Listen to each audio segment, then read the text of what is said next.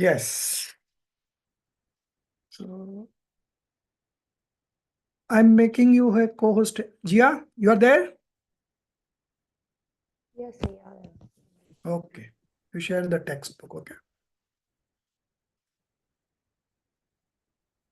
अरेहंत सिद्ध सुर उपाध्याय साधु सर्व अर्थ के प्रकाशी मांगलिक उपकारी है तीन को स्वरूप जानी रागते भई जो भक्ति काय को नमाए स्तुति को उच्चारी है धन्य धन्य तुम्ही से काज सब आज भयो कर चोरी बारंबार वंदना हमारी है मंगल कल्याण सुख ऐसो हम चाहते ओ मेरी ऐसी दशा जैसी तुम धारी है ओ मेरी ऐसी दशा जैसी तुम धारी है.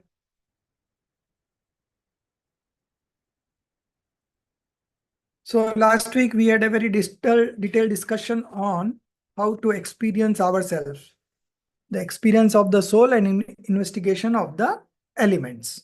Okay. Do you have any questions on that? Otherwise, we can proceed to the next chapter.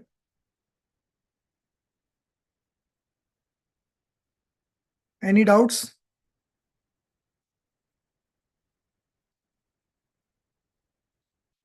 Okay, everyone is fine. Jia? No doubts on my side. Okay, good. So that was a very important chapter. Today we will be starting the next chapter, chapter number 6, the 6 cases. In grammar, you must have read about it, but in grammar, there are 8 cases. And here in Jainism, we have 6 cases. Now, what this deals with, this is not a grammatical subject that we are going to read. It's all about who is the doer, karta, who is the doer. We have to find out. Jainism says that one substance cannot do anything for the other substance. 1 minute, huh? Just a minute.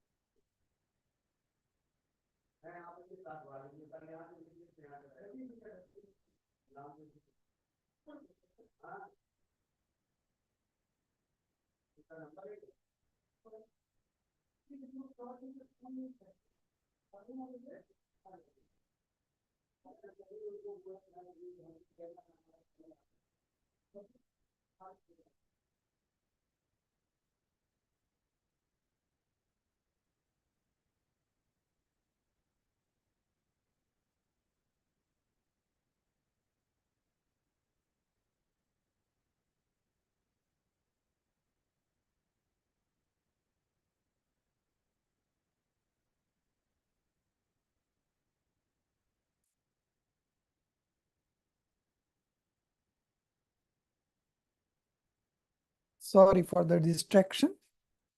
So, the chapter, the basic takeaway for this chapter is we have to find out who is the doer of this action. As you know, there are 5 causes. Okay. That is the one way of explaining who is the doer. So, in 5 causes, or it is called Panch Samvai. Okay.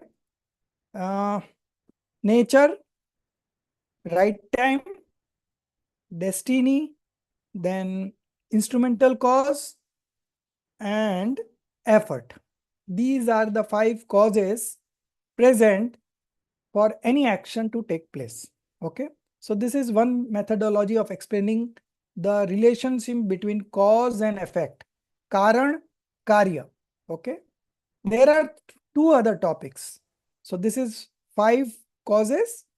The second topic relating to the same concept is Nimit Upadan. Principal cause, instrumental cause.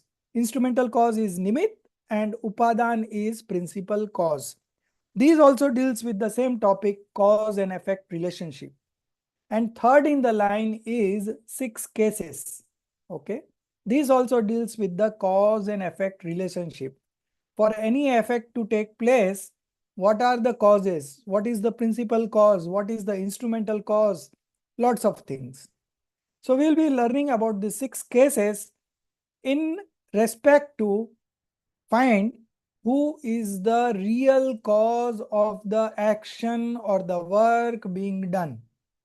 So it sounds very interesting because if we don't know what is the, like, for an example, if you get a fever, you go to a doctor. The doctor just examines you and finds out what is the cause. If the fever has happened because of some cold exposure, then the medicines will be different. If the fever is because of some hot exposure, okay, heat wave, in cities like in states like Rajasthan, Delhi, north side, there is tremendous heat during the summer, and there is kind of heat wave that goes on, and many people die because of those heat wave, right? So if the fever is because of that heat wave, then the doctor will prescribe medicines which are cold in nature. So both are having a fever, but both have been given different medicines to heal, and they heal it and they get better with those medicines. So unless and until you don't find out what is the cause, then your treatment will be wrong. Okay. So first you need to diagnose what is the disease, what is the cause of the disease, and what are the factors that are conducive to those causes. That also doctor will prescribe you. Don't have freeze water, don't have this, don't have food, remain on liquid diet. There are many instructions that doctor give along with the medicines that he gives. So you see, if the cause is not found out, what is the real cause, then the treatment will not be effective. So this is in short the uh, the concept and the underlying theme that we are going to understand from this chapter. Who is the doer? What is the cause? What is the principal cause? What is the instrumental cause? So as I said, ki whenever an action takes place, there are 5 causes. So the 3 things put together, one is the Nimitupadan, instrumental cause and principal cause. The second one is the 5 causes, as I said earlier, and the third one is 6 cases. All these 3 define cause and effect relationship. And it is very important to know the cause to get the desired result. For example, what is your ambition in life? If I ask you this question, everyone would say that our ambition is to get liberated. Of course, somebody may say that my ambition is to get punya, good auspicious karma. But there are very few those who will tell that. Most of you will say that we want our spiritual upliftment, we want right belief, samyak darshan, liberation, moksha, keval gyan, all these are milestone in the spiritual journey, path of liberation. Okay. So now this is your objective, this is your aim, this is your goal. Now to achieve this goal, what you need to know? Can anyone tell me how the process will go? I said that my uh, ambition is to get liberated. So what would you recommend me? Jia, I'll start with you, but I will have answers from all of you.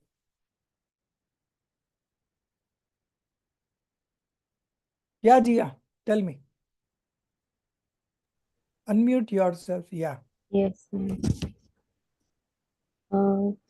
So the question was, how will you start the process of getting liberated, right? Yes, yes, absolutely correct. Uh,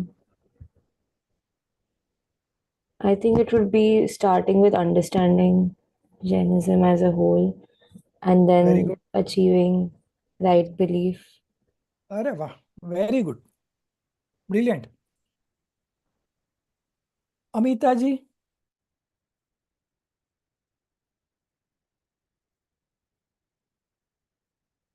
Madhu ji. Yes, Jai Jinendra, everybody. Pardon? I said Jai Jinendra, everybody. Yeah. Uh, it is by the real process of actually realize yourself Okay. and by practicing discriminative knowledge. Very good. Very good. It's a long process. Yes. It takes time. Right, right. Good, good. Roshni ji.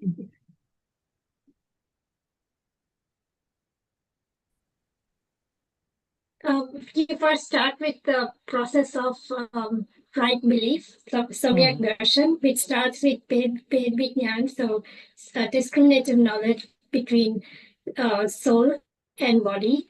And then also following or having knowledge about the 7 fundamentals, which lead you to the path of liberation. Okay, good, good.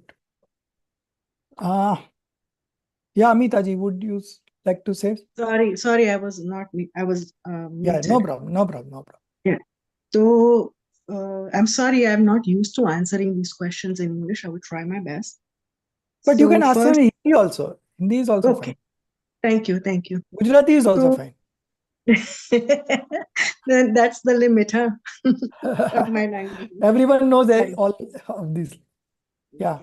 तो पहले तो अपने हाँ, 7 तत्वों का चिंतन मनन करके मैं आत्मा हूँ ये निर्णय करना पड़ेगा। ये निर्णय के बाद जो अनात्मा है, जो मेरे सिवाय सब अलग चीजें हैं, वो क्या है और उनसे मैं कैसे अलग हूँ, इसका निर्णय करना पड़ेगा। ठीक है। और फिर अपने आत्म स्वरूप में लीन होना पड़ेगा। बहुत अच्छा, very good, nice. Malti ji.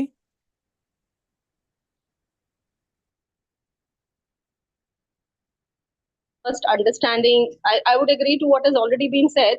Yes. First say that understanding yourself as a soul and not as Right. the body. And in that process, disassociating with all the karmas that are associated with the body. And inward looking into your own self and realizing that that is the ultimate truth. So for that, to understand that, we have, of course, to go through a journey that would include right knowledge, right belief, and right perception. And then, I mean, basically, it is to understand that this cycle of life and birth and death is not exactly the purpose of our being a human, being a living being. And being a living being, the reason why we've been given this opportunity is to do much beyond and to understand the other aspects of life and moksha. That is what it is. So, of course, Savar, Nijara, and all that process is the process which we need to take to gain the ultimate liberation. Good, good. Pratibha ji.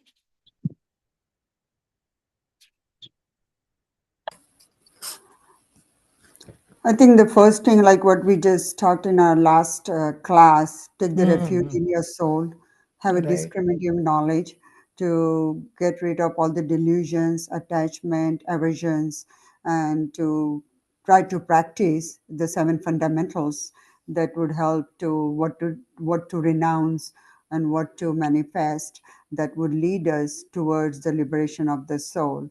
But main thing is to experience our own soul in our own way that would help us. Good, good. Last, Himali. So now that we know what we have to achieve, which is going to be the ultimate aim of our life, I think we now also know that there are several steps to achieving that. So the first step, and I agree with what everybody said, but the first step I think would be to understand where I am right now. And every step, I know that I have to take a step upward. So if I know where I am, then I know the right scriptures and the right knowledge and the right, guru will tell me how I can move on to the next step.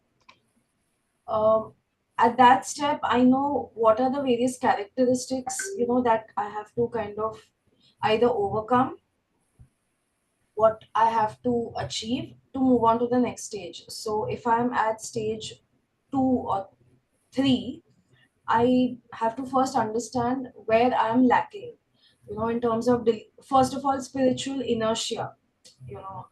I didn't even think that, I will move ahead. So I need to get rid of that. So I need to break myself from that inertia. Then comes, right knowledge. At some stage, of course, we all know, as everybody else said, that, to understand that I'm Atma and, nothing more than that. So getting rid of the delusion, so all of these steps have to be kind of achieved, and I would say a map has to be drawn, that if this is where I have to reach, this is what I have to overcome, achieve, and these would be the causes that will help me reach that stage. Great, great, great. All of you have given good answers, and it has also given me some new perspective to think upon, in the sense that every one of you are bang on target, and then there are some variations here and there. We need to all refine ourselves, and it's an ongoing process. It's not going to be an event. It's going to be an ongoing process, and then the event will subsequently follow, starting from right belief to omniscience to liberations. These are, right belief is an event. It can happen in one moment. Omniscience is also an event. It will happen in one moment. But based on what these things will come, that is very important. And that is who I am. So we begin with who I am. We identify ourselves, who I am, what are in our perspective, what is the things that we can do and what we cannot do. Okay. We have to understand our boundaries and our strength and our limitations, and then only we can have a meaningful path, which is customized to my strength and limitations. Everyone is a different person, and everyone has his different strengths and shortcomings. So looking at our own capacity or understanding, we have to move ahead. As Hemali said, that there are steps in this path and we have to move in. So the first step, of course, would start with right belief, and before right belief, there will be discriminative knowledge. Okay, discriminative knowledge is the cause, then the effect is right belief. Now, if we consider discriminative knowledge as the effect, then what would be the cause?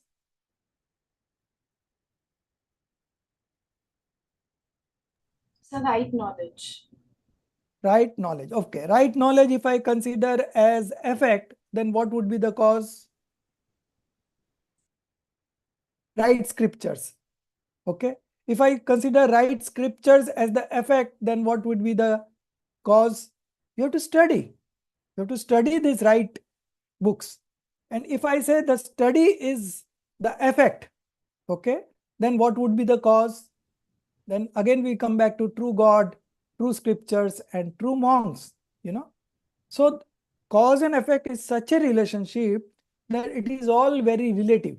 Where you want to be, that would be your target, and what you are, where you start from, that will be your own assessment, and based on that you have to adapt these steps.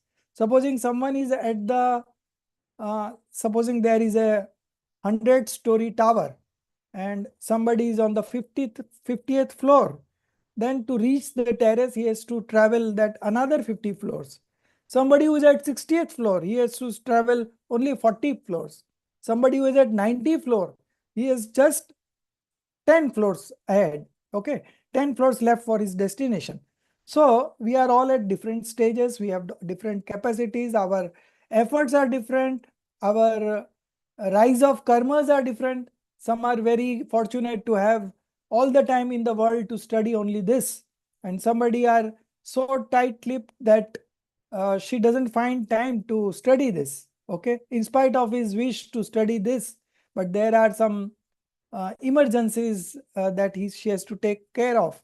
Okay, so different people having different perspective, different level of efforts, different level of understanding, different levels of ability, all these makes path of liberation is one only, but for different people it will be different. Okay, so we have to identify the general path of liberation, and then pertaining to us, pertaining to our strength, pertaining to our capacity, we have to find ways to get ahead in the path. Okay, so the idea of discussing this is, one, we should have a long-term vision, which is we are all at one page. Like ultimately our liberation is our ultimate target.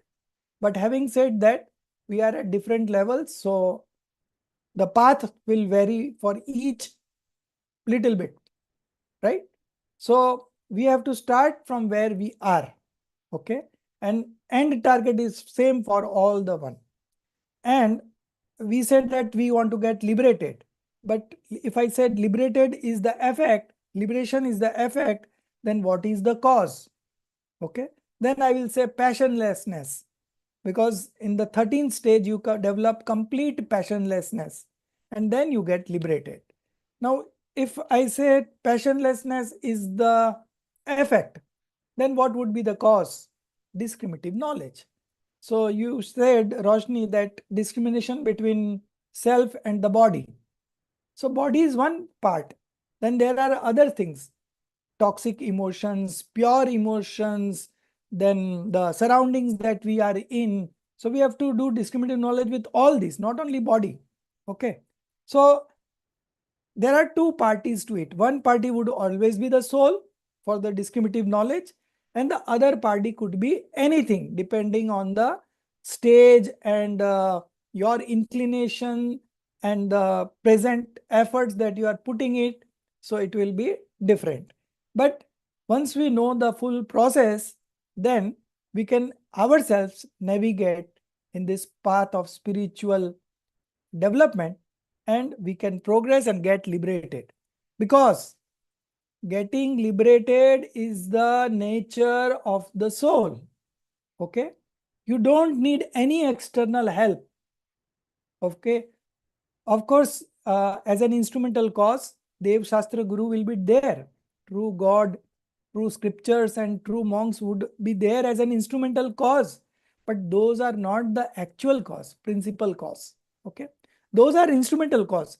If you do it, if you do the task, then they will be called as instrumental cause. But who is the principal cause? So ourselves, our soul is the principal cause, because the soul has to transform. So he is the principal cause. So in this chapter, we will be looking at 6 cases as a means to achieve our ambition, goal. So these are the 6 causes. Okay. In one way, these are the 6 causes. So we have 5 causes, one group. Then there are 2 causes, one group, and there are 6 causes, one group. Okay. All 3 can do the same effect. Okay. So it is not that there are 3 different ways. Way is only one, but you can apply any of the 3 apps. Okay.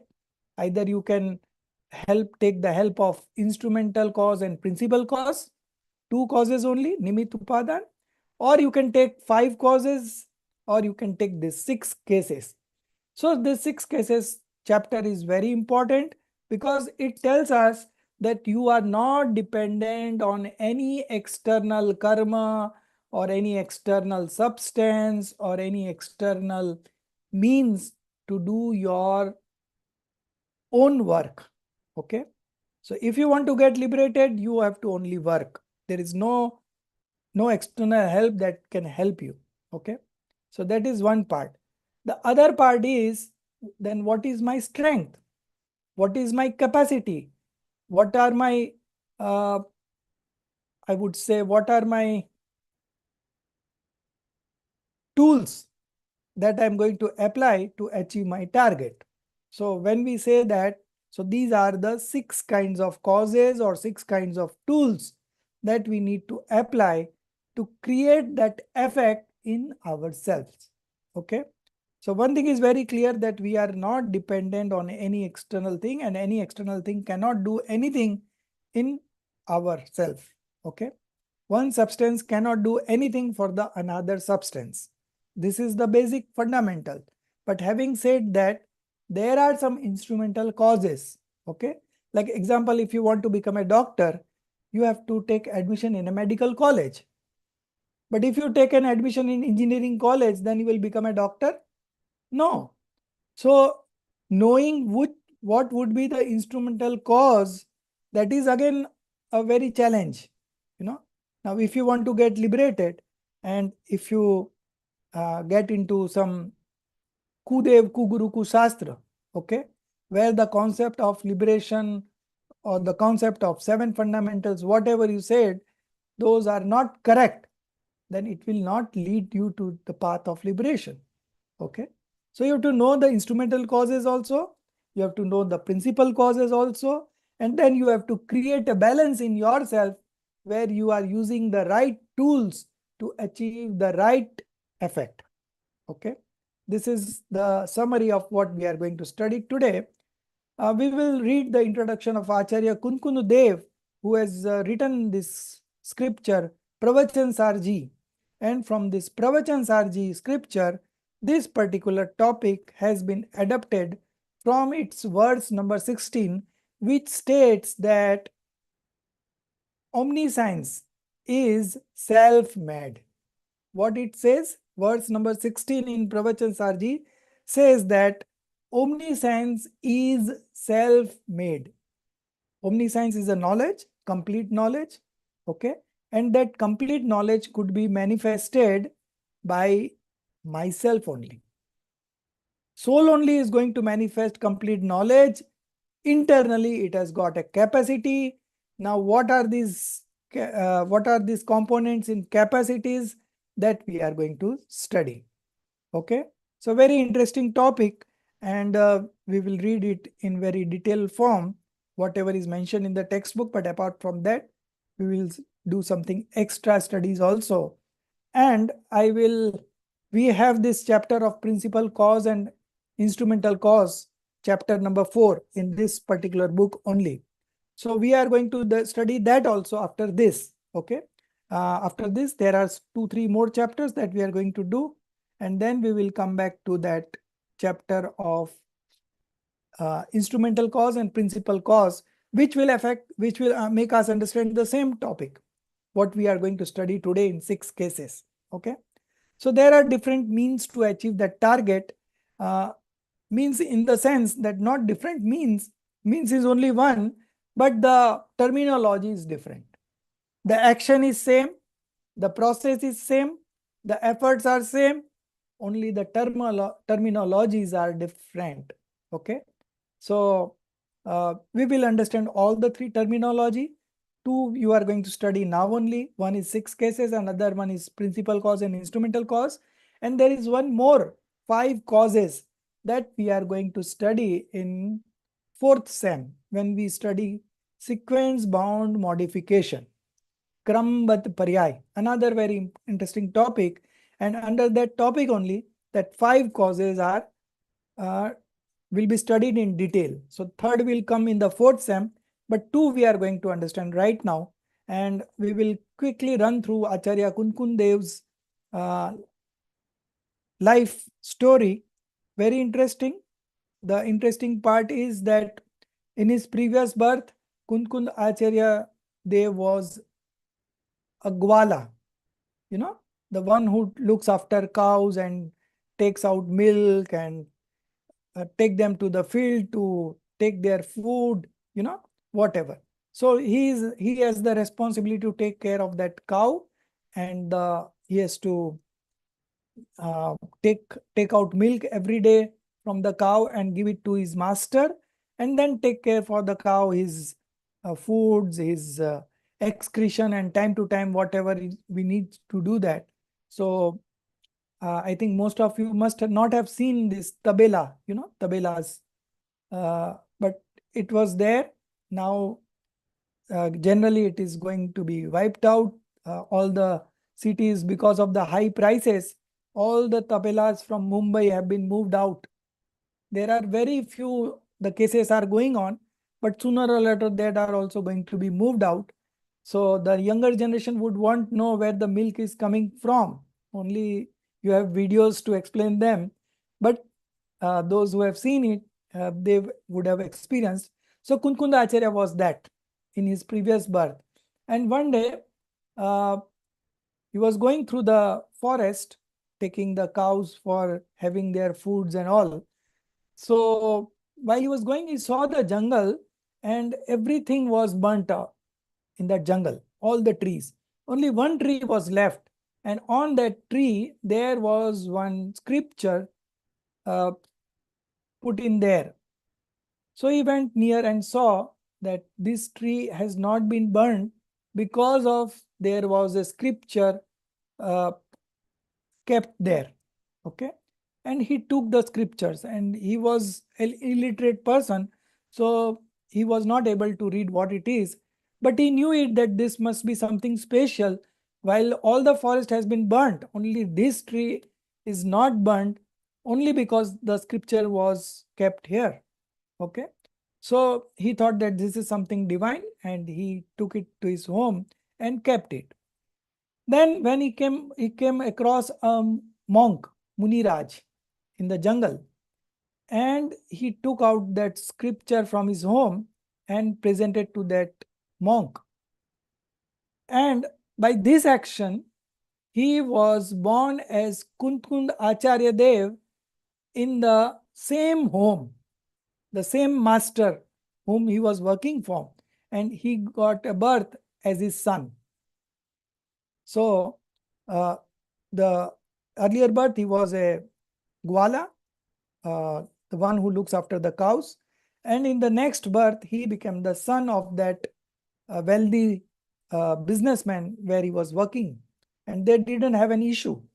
And after this event, uh, his wife was pregnant, and Kunkund Acharya took birth in his home only. And then he went on to become Kunkund Acharya, the greatest Acharya of all, GOAT. Nowadays we say that greatest of all times. So Kunkund Acharya Dev is greatest of all monks that we have in the present era. Okay.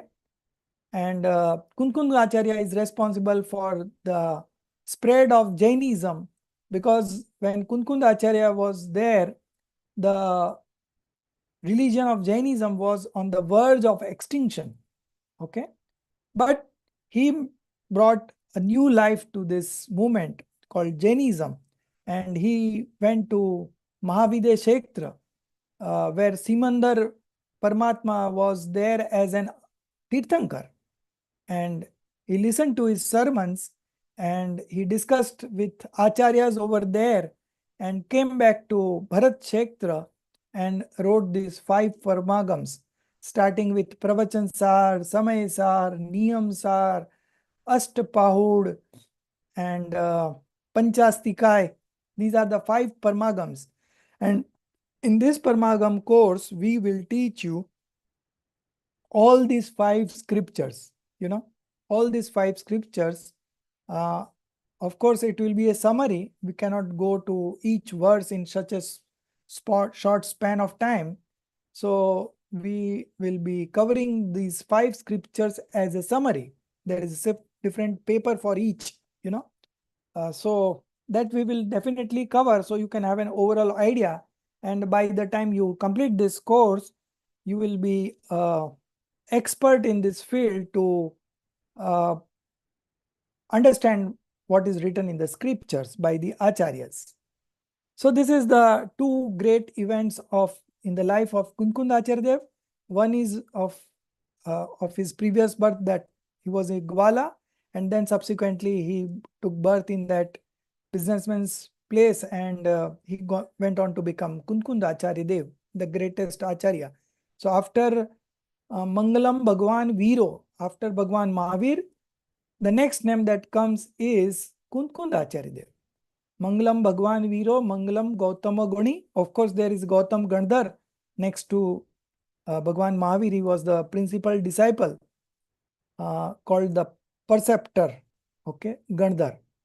And then the third in the queue is Kunkund Acharya Dev. So Mangalam Bhagwan Viro, Mangalam Gautama Gani, Mangalam Kunkund Acharya Dev, Jain Dharmostu Mangalam. So only three persons' name are mentioned. Starts with Bhagwan Mahavir and then Gautam Gandhar, who also got liberated. And on the first only the Diwali is there. That is the day Bhagwan Mahavir got liberated. And in the same day, in the evening, Bhagwan Mahavir got liberated in the early morning, 4 o'clock. And Gautam Gandhar, his principal disciple, he got omniscience knowledge in the evening. So very auspicious day coming up in the next week only. And incidentally, we will also be covering that story next Saturday of Bhagwan Mahavir. Okay, so it has become a coincidence, and that we will study there.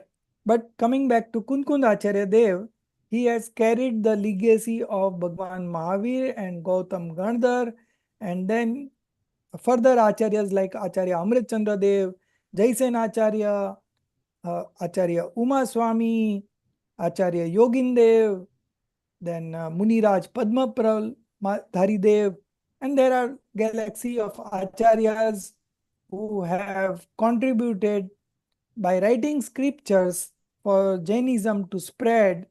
And we are so fortunate to have these scriptures with us, which were written 2000 years ago. Just imagine. And it was all written on Tadpatra. You know Tadpatra? The leaves of a tree. And on those Tadpatra, it's very difficult to write on those leaves. And it takes in lot of efforts. And in one of the cases, it was mentioned that the Acharya's neck become bent by continuously writing. His neck become bent. गर्दन टेढ़ी हो गई थी, you know.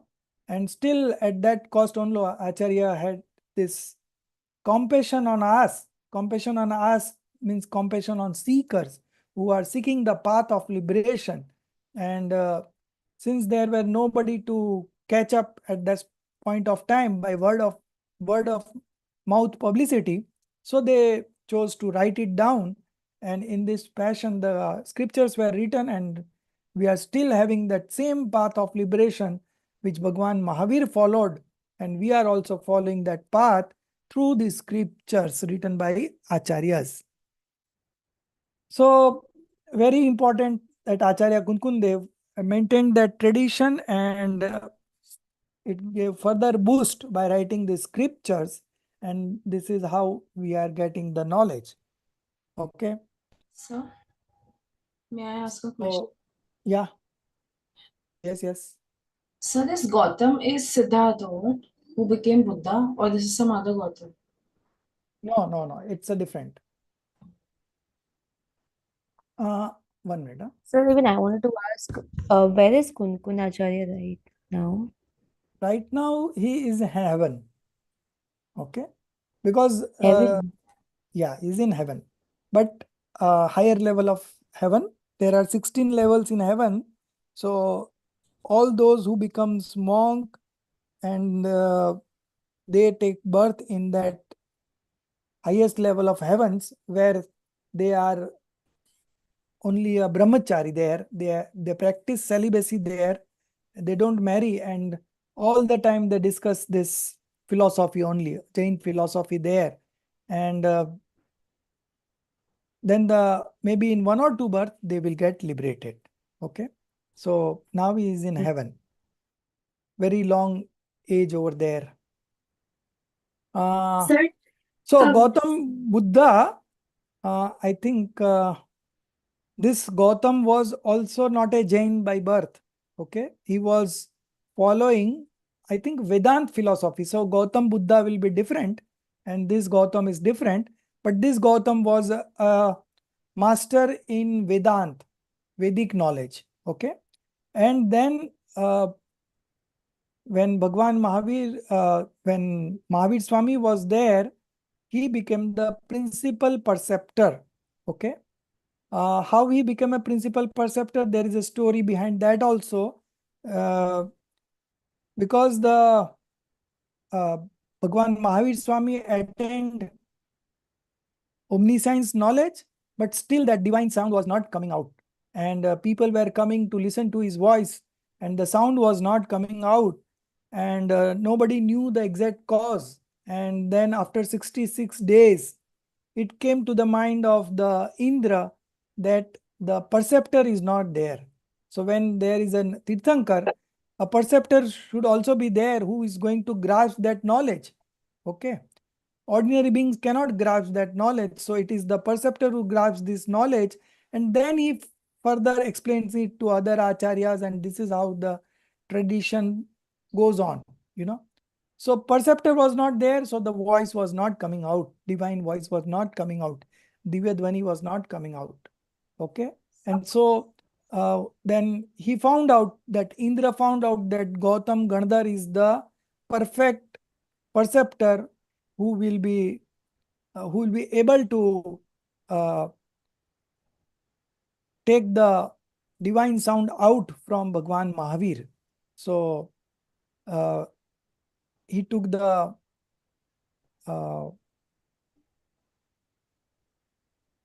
he became a monk and went to Gautam Gandhar. He was a Vedant scholar and asked him few questions, and he was not knowing the answer. And because of pride, he thought that how uh, why should I say that I don't know the answer? So he twisted the argument. He said that I know this answer, but I will answer it to your guru only. Let me take me towards your guru. So that person who was in the disguise, actually he was a dev, but he took the disguise of a Brahmin and went to Gautam Gandhar, Gautam Swami. So then Gautam Swami came along with him to the Samosaran. And while he was entering the Samosaran, he saw the man's thumb. And by seeing it, his pride melt. He was thinking himself to be the knowledgeest person, and he was having 500 disciples. Okay. But he was not having the knowledge that that person asked the questions about. And a curiosity was raised in his mind that what would be the answer. And to know that answer, he came to meet his guru. And while he was entering the Samosaran, he saw the man's thumb and his pride melt. And that point of time, he realized himself.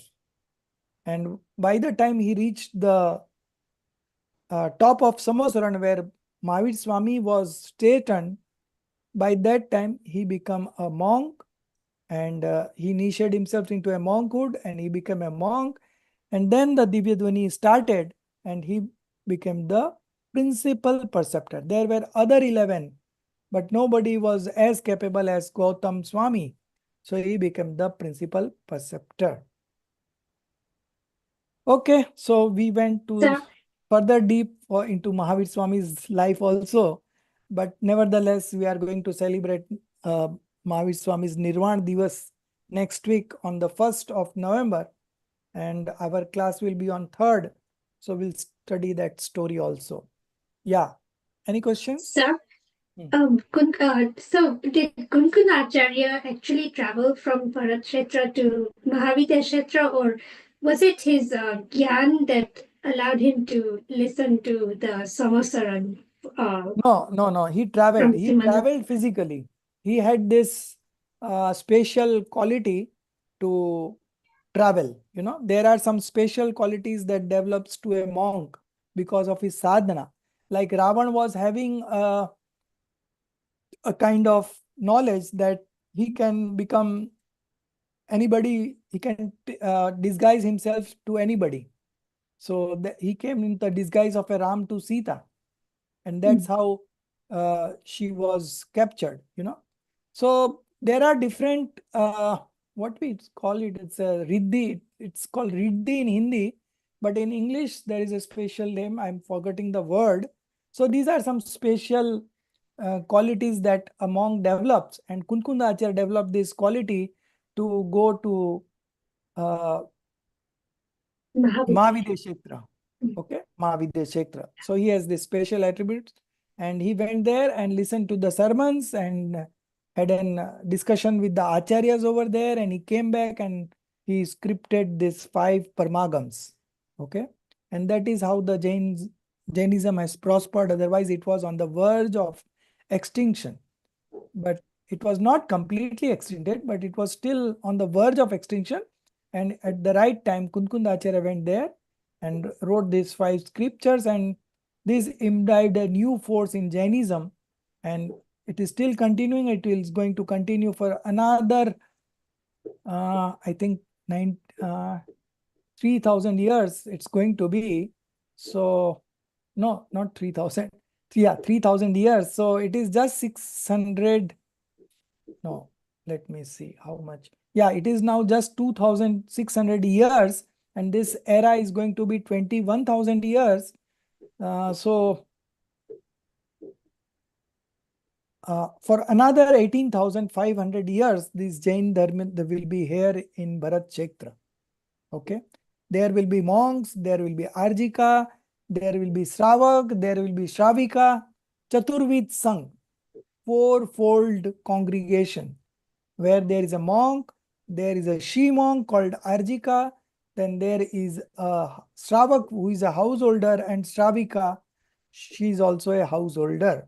Okay, so this completes the Sangh. Sangh, it is called Sangh or the congregation. Okay, so the Jainism will be there at the end of this 5th era also. So there will be people who will come and take this legacy forward, you know, from time to time, but it will be there. We are very fortunate to be in the first 3,000 phase of this era, 21,000, which is of 21,000. And we are so lucky that we are having all the access to the scriptures, and we have people who make us understand also. So it makes the task very easy. But going forward, it's going to be very rare people coming or having this kind of knowledge. Okay, it's going to extinct gradually, but still it will be there up to the end of 5th era. Yeah. Any questions? Which are the 5 scriptures you said? Which are the 5 scriptures you said? Pravachan sar? Which Acharya Kunkun had written? हाँ. प्रवचन सार, समय सार, नियम सार, Yeah. अष्टपाहुड़, and Panchastikai. These are called Tatvar Sutra is by Uma Swami. Uma Swami was the principal disciple of Kunkunda Acharya Dev. Okay. So written by him are 5 scriptures, but otherwise we have more scriptures than that also written by others. Yes. Even Kunkunda Acharya has written some other scriptures also, like Bara Bhavna and some other scriptures also. Rayansar is also a Kunkunda Acharya's creation, and one more Mulachar. Also, there are controversies. Some says that Kunkunda Acharya has written Mulachar, and some say some other Acharyas has written. But he has written other works also, and there were 84 Pahud. Okay, 84 Pahud, 84 scriptures Kunkunda Acharya had written, but it has all been lost. Only 8 Pahud are left. So that is what we are going to study. 8 Pahud is a collection of 8 different books, and that is called Ashtapahud.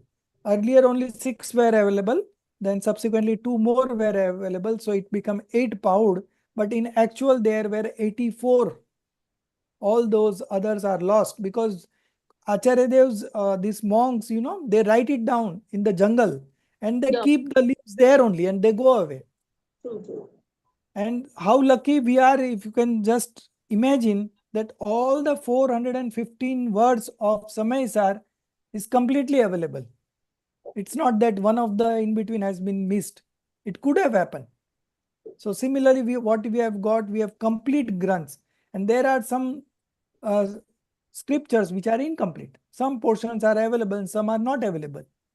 So they never carried those whatever they had written, but they had written with that intention that somebody would read this and become an enlightened soul.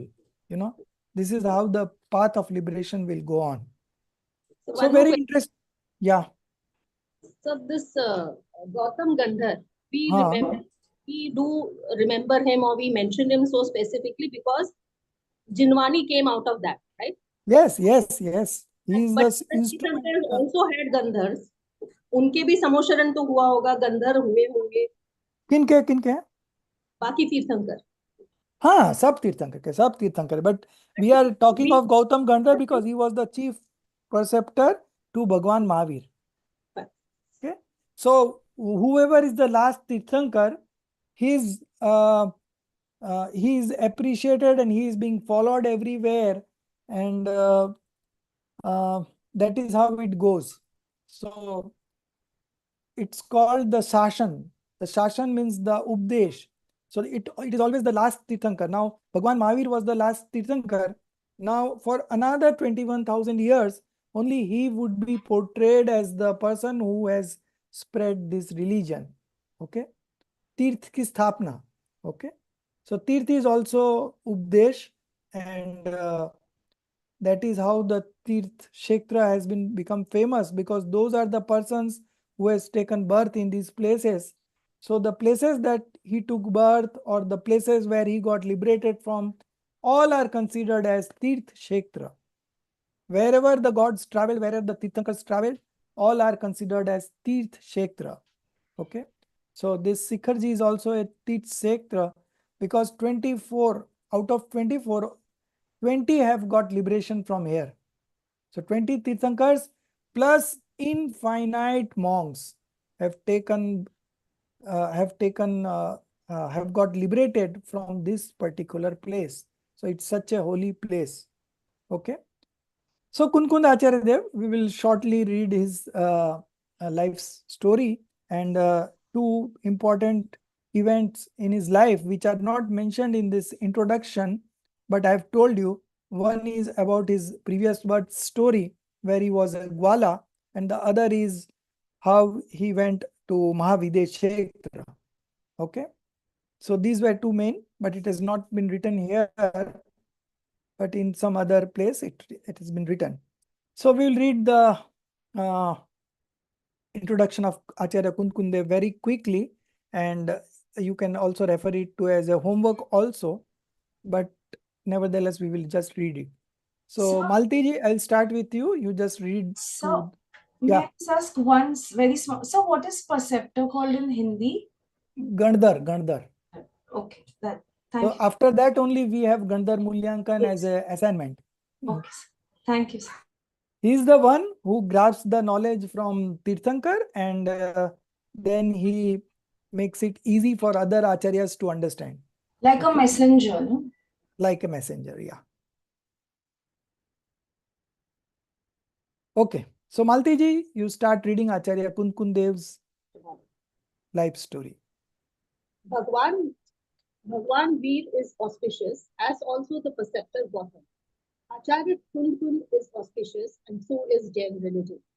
The great spiritual saint Kunkund Acharya Dev occupies the highest place in the tradition of the Digambar Jain Acharyas. He is remembered immediately after Bhagwan Mahavir and the preceptor Gautam as an auspicious blessing. Every Digambar Jain recites the couplet with the three adorables every day reverentially before starting the study of the religious texts. Digambar Jain monks feel honored in being included in the tradition of Kunkund Acharya. Digambar Jain community is unacquainted with the life of Kunkund Acharya Dev as it is acquainted with his name and glory. Digambar Jain community is as unacquainted with the life of Kunkund Acharya Dev as it is acquainted with his name and glory. Always resting in the depth of the soul and away from worldly fame, Kunkund has nowhere written anything about himself. Merely his name has been mentioned in Dwadashang Preksha. Dwadashang Preksha. Likewise, he has described himself in both Pahut as the disciple of scriptural saint Bhadrabahu, who had the knowledge of 12 Anga scriptures and who had spread the message of the 14 Purvas. Though writers afterwards have referred to him with faith and reverence, which throws light on his greatness, yet no particular knowledge about his life is obtained. From the information available, his time is the beginning of the Bikram Samvat. In the Tika Prashasti of Shat Prabhrit, Shud Sagar Suri has called him the omniscient of this dark age. He had many great fortunes. He went to Bhagwan Simandar Nath in Videsh Kshetra and offered his homage to him. Devsen Acharya in Bikram Sambat 990 in his Darshan Sar has referred to about this as below. If Padmanandi Nath, that is Kunkund Acharya Dev, had not distributed the divine sentience obtained from Simandar Bhagwan amongst the sadhus, how could they realize the real path of liberation? His real name is Padmanandi and is known as Kunkund Acharya, being a resident of Kunkund.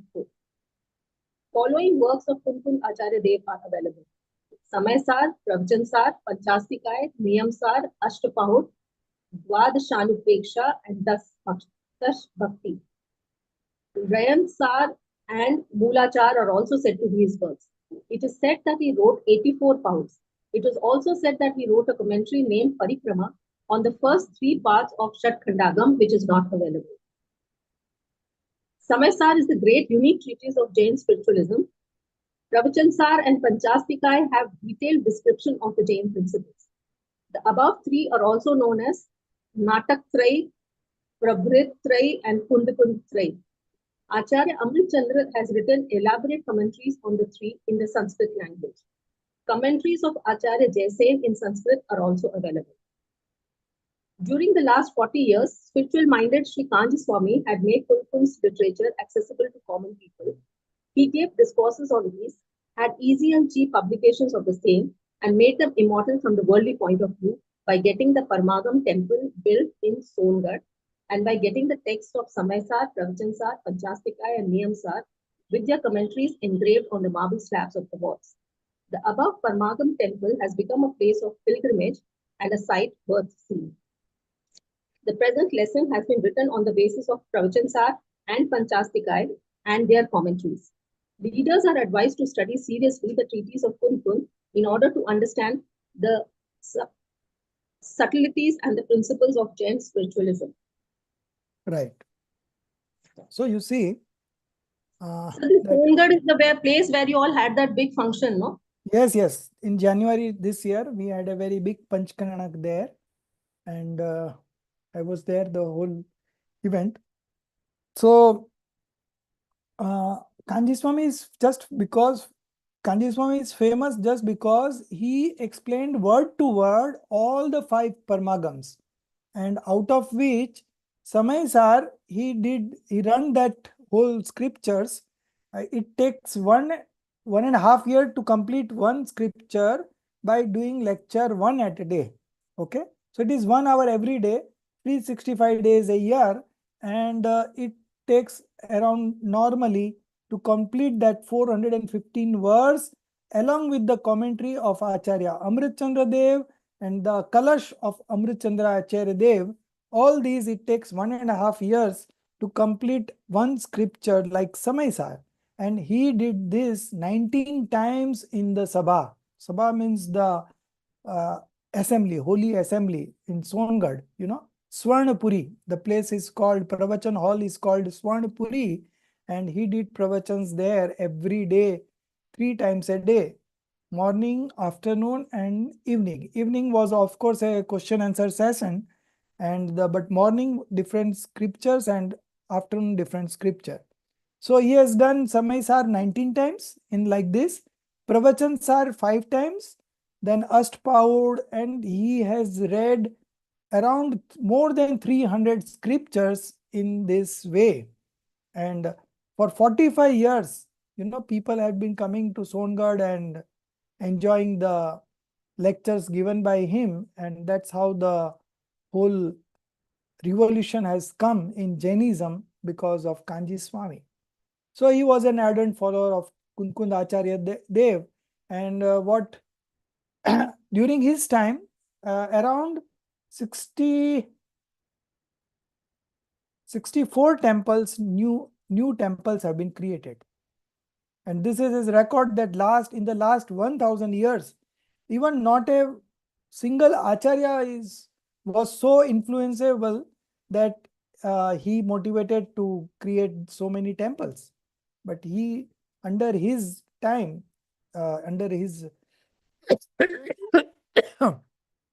during his time, 64 new temples were created. Not only in India, but we have temples in Nairobi. Kanji Swami went to Nairobi to inaugurate that temple. And now we have, of course, many temples in USA, UK, Australia, Dubai, Canada, many places, many places. In fact, Jainism is taught, this Pravachan Sarji script is taught in 140 universities across the globe. But you just can imagine that in Germany, they came here and took Sanskrit scriptures from here. And there are scholars in Germany who can speak Sanskrit, full Sanskrit, They have been trained such a way, and now they are studying those Sanskrit scriptures and taking knowledge out of those. So many scriptures we have lost, as you said, as you read, that 84 scriptures were written by Kunkund Acharya Dev, 84 Pahuds. Out of these, only 8 are available. Others are lost. So some Muslim rulers also came in between, and they destroyed the scriptures. They destroyed so many temples and what not has happened. But still, these 5 Parmagams have been in what would you call? It has been written on the marbles. It's not easy to write on marbles, but it's what it is called. It has been engrossed. What it is called? So embossed. Engraved. Engraved, right. Engraved is the right.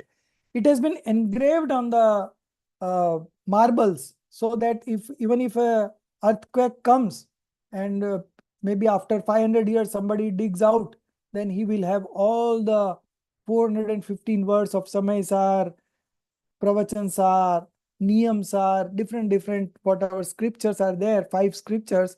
All the 5 scriptures have been preserved that way.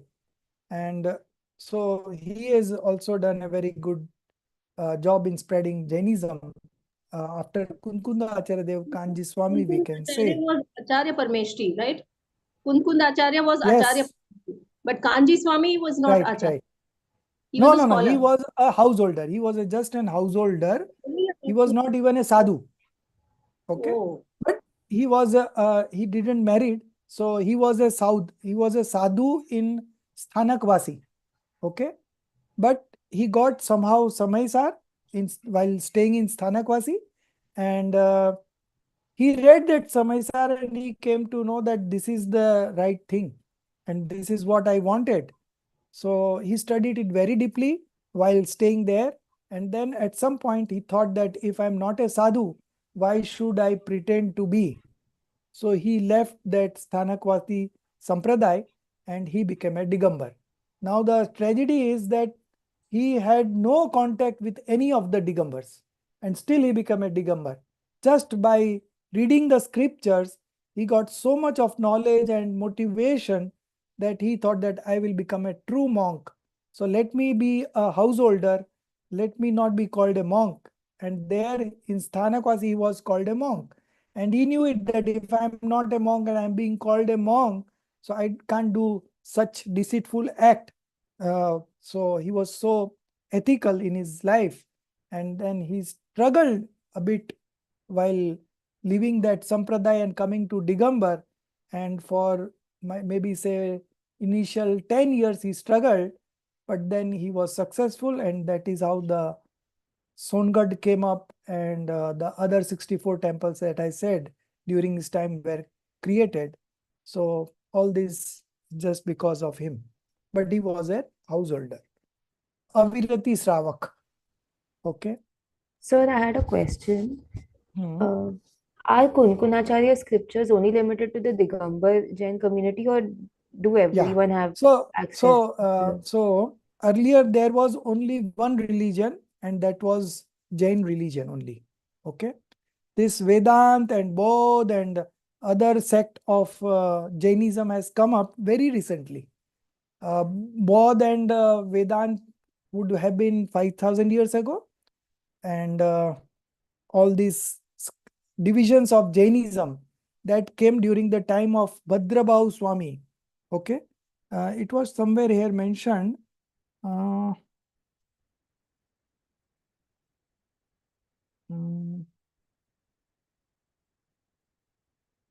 Bhadrabahu's name was mentioned here somewhere. 1 minute.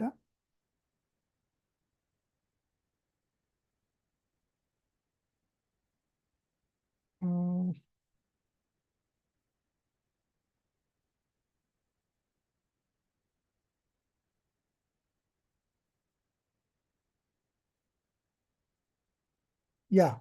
Likewise, he was described himself in Bodh Pahud as the disciple of scriptural sentient. Scriptural sentient means Srut Gyani Bhadrabahu. So Bhadrabahu was the last, I think, Srut Gyani, and from there was supposed to be a famine for 12 years. And during those period, in the north side, okay, north side of India, there was a famine coming up there for 12 years. And he, through his knowledge, he came to know about this, and he advised all the monks to go towards south, because the south would be a place where you can still survive.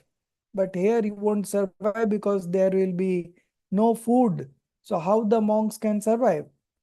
So all those people who thought that, who followed him, they went into the south and they survived. And but others who remained there in the north only, so because of the famine, they were not getting foods.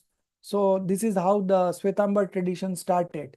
There is a comic on that story, that how the Swetambar started from Digambar, how the new divisions came up, and that's why they still keep the clothes and call themselves as monk, sadhu.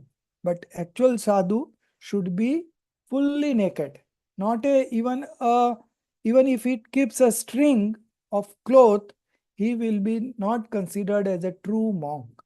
Okay, so this is how the divisions came, and so he is considered to be a student. Kunkunda Acharya is considered to be a disciple of Bhadrabahu Swami, who had the knowledge of 12 Ang scriptures and who had spread the message of the 14 Purvas.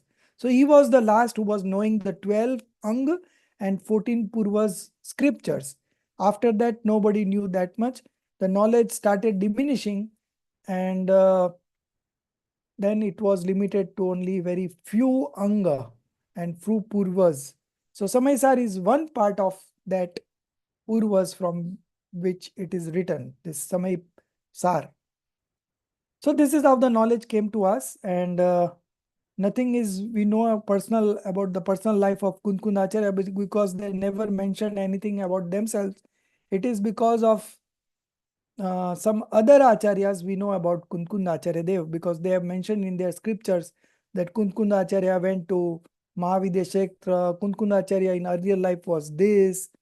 All these are mentioned by subsequent acharyas. That's why we know something about the life of Kunkun. But he initiated into monkhood at the age of 11. Can you imagine? And his life was up to 95 years. He lived here for 95 years.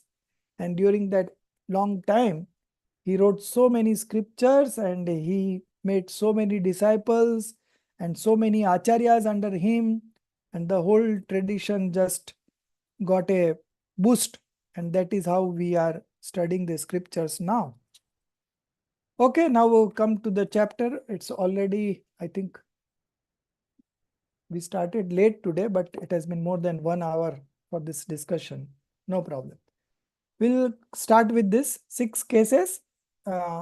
It's 8 cases in grammar, but here are 6 cases because we here will be dealing with the action that is being taking place in one substance only. Okay.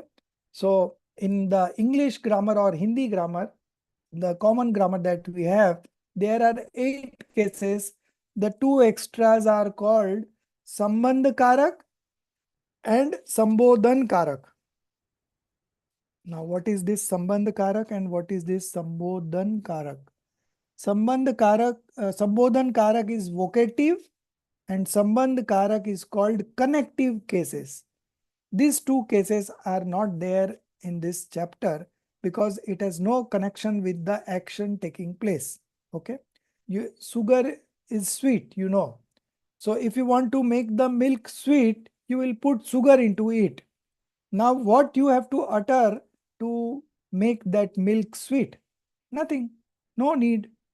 So there is no vocative case here and no connective case because there could not be any connection between 2 substances. So these 2 are not required here. Here we will consider only 6 cases out of the 8 cases that we have in grammar. Okay. We'll begin this chapter. This chapter begins with the introduction of Pravachan Sar because this particular thing has been adapted from Pravachan Sar and Panchasti Kai, this particular topic of 6 cases. So there is an introduction of Pravachan Sar here, and it is also very interesting because it will motivate you to read that actual scriptures or Pravachan Sar. Of course, we will be covering the summary in this syllabus of Parmagam, but if you want to read in detail, words wise, you have to do it personally. So initially the introduction of Pravachan Sarji Granth written by Kunkunda Acharya Dev, and then subsequently from that we will come to the verse number 16 where this is mentioned about the 6 cases. It is not mentioned directly, but Acharya Amritchandra Dev in his commentary mentioned that 6 cases, and because of that 6 cases are considered these as causes of the effect taking place. Okay, so we'll read about this chapter 6 cases straight away. Gia, you read. 6 cases, grammar, speaker, about to thee, O Vardhaman Bhagwan, the advocate of the path of emancipation, whom the lords of heavenly beings and the asuras adore and wash off their impurities of the bondage of karma. This is a sacred Pravachan Sar. Acharya Kunkun Dev wrote it about 2000 years back. Acharya Amrit Chandra has written the great commentary Tattva Pradipika in Sanskrit, as great as the original work itself. There are 3 big chapters of this commentary. 1. Gyan Tattva Pragyapan. 2. Geya Tattva Pragyapan. 3. Charanayog Suchak Chulika. We are at the 16th verse of the Gyan Tattva Pragyapan chapter. It has been shown here that achievement of the pure soul with perfectly pure operative consciousness is most independent, having no adherence to other cases. The meaning is that no support of any non-self substance is needed for psychical consciousness and psychical happiness. The soul, having attained its natural attribute, is omniscient, worshipped by the whole world and born of itself. This has been asserted by Jainendra Dev. The Acharya wants to say here that from the real point of view, the soul has no case relationship with any non-soul element. This being is in vain unhappy in his relentlessness for the association of objects other than the soul. The student, Restlessness. This being is in vain unhappy in his restlessness for the association of objects other than the soul. The student, what is the relationship of cases? What are the cases? Please explain these at length.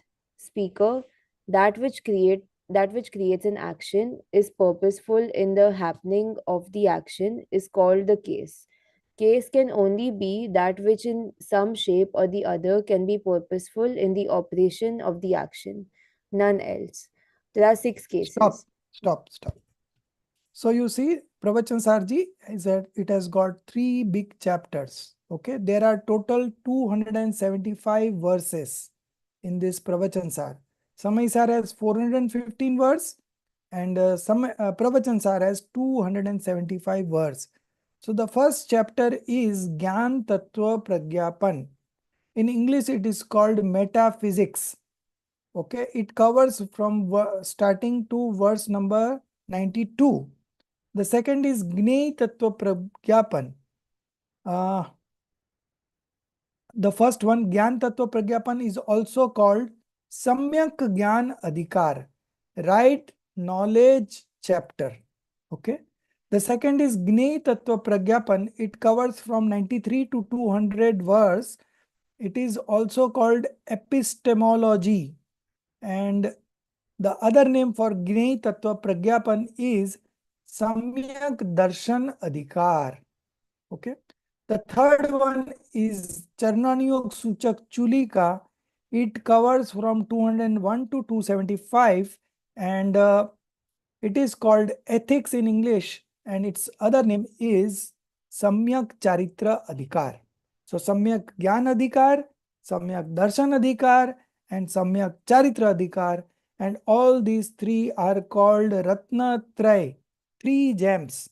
Okay, which is the path of spiritual liberation. So these 3 has been explained here. So the first chapter, Gyan Tattva Pragyapan, Samyak Gyan, it tells us that what it is.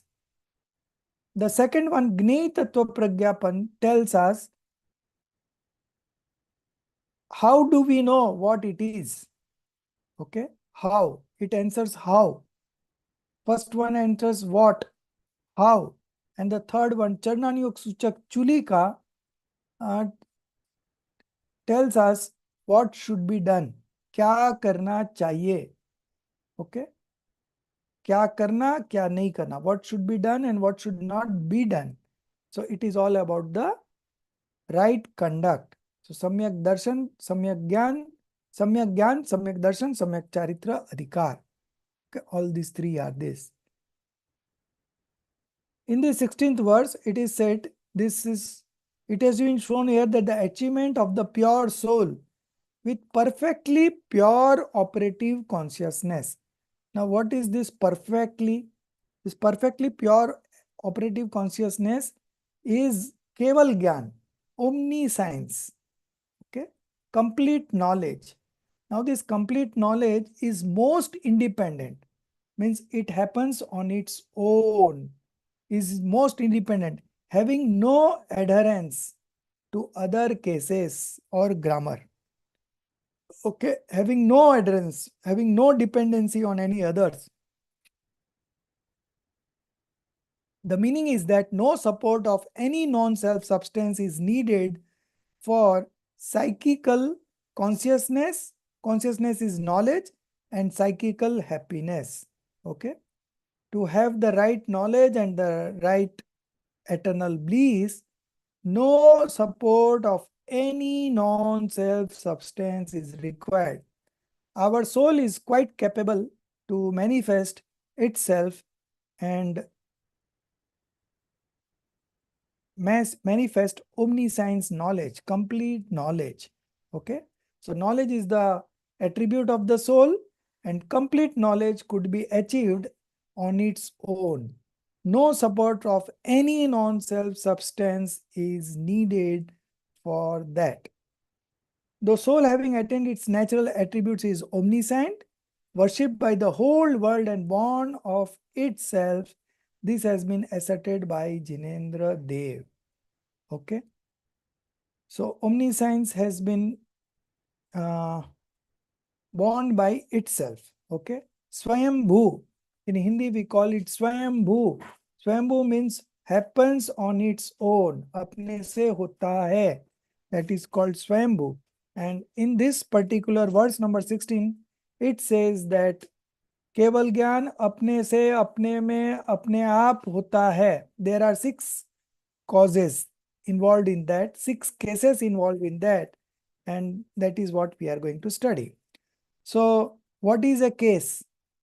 That which creates an action. Action means work done. Okay. That which creates an action is purposeful in the happening of the action. It is only the purposeful cause. Okay. Purposeful cause means without it, the action will not happen. Okay.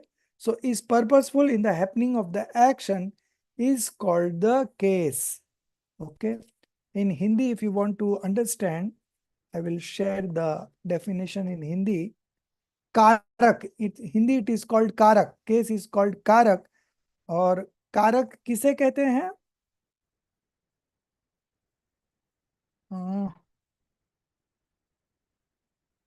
जो क्रिया का जनक हो. Okay, which is a producer of the action.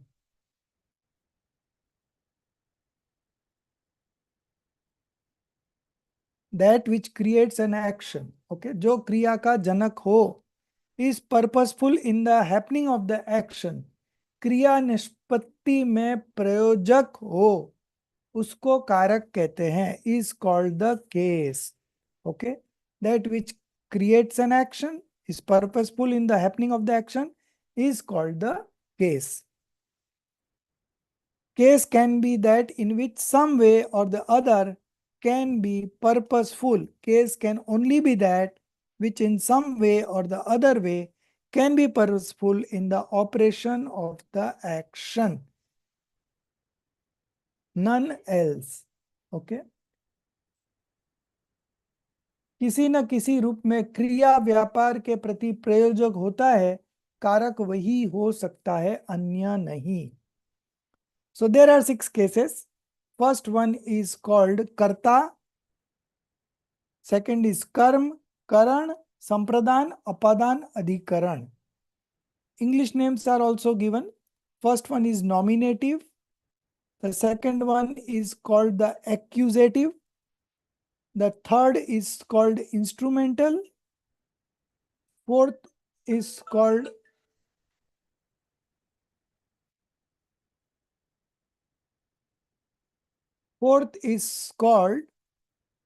sampradan. Sampradan, in English it is called, 1 minute.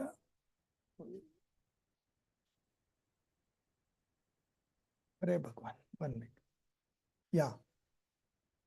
Third one, nominative, accusative, instrumental. Fourth one is dative.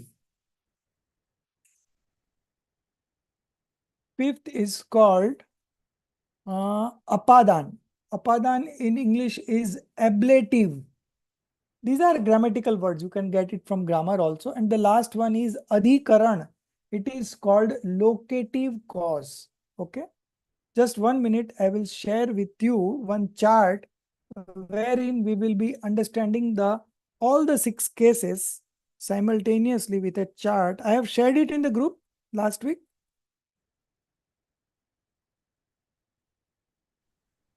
Should I open that instead? 1 minute. It's there. I remember I did share, because in the Hindi batch I shared it because it was made in Hindi. So I think I not shared here. Okay. So I'll just share it now. You can reflect on the screen and we can.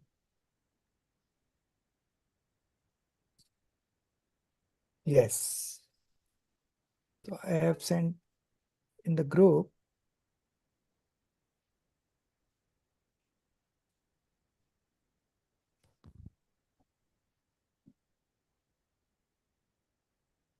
Just share it in the group. I'll just take a minute, 1 minute.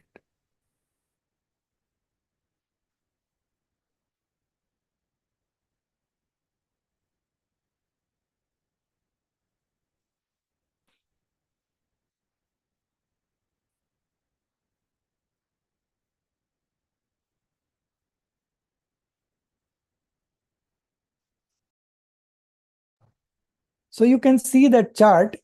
First, the Hindi names are given. Then the adjective that it represents is given, and what is its main function. Okay, what it depicts.